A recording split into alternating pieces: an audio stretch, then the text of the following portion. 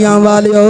सरजमीने लालियां ते बैठ के ये मरकजी शोदा है करबला कॉन्फ्रेंस सालाना करने वालियो अपनी नन्नियां नन्नियां तियां नाल प्यार करने वालियो नन्नियां शहजादियां नू खिलौने लैके देने वालियो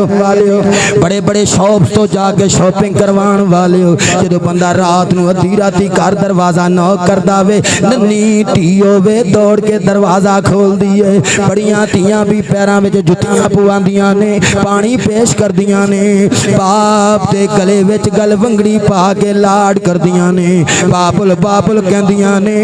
बाप नाल मिठियां गल्लां करदियां ने हत्थां नाल खाना पका के देंदियां ने बाप दियां जुल्फां संवारदियां ने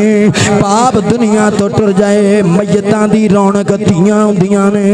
लोगो धीआं नू विरासत तो महरूम ना करया करो धीआं बड़ा प्यार करदियां जे धीआं बड़ी मुहब्बत करदियां जे बच्चे भी प्यार करते ने बेटियां दी मुहब्बत दा रंग वखरा है पर धीआं दा प्यार वखरा ही हुंदा ई धीआं परदेसणा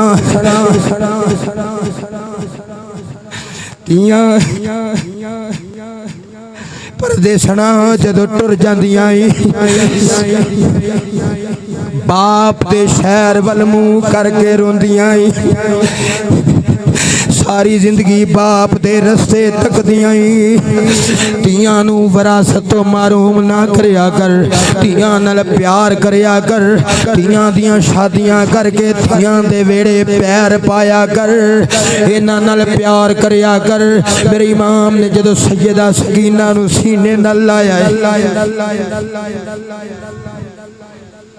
मेरे इमाम फरमाया दिए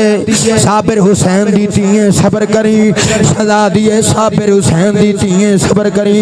अर्ज कीती अबू जी बाप उल टुर चले आए मैं बाप नू उडीकदी रवांगी।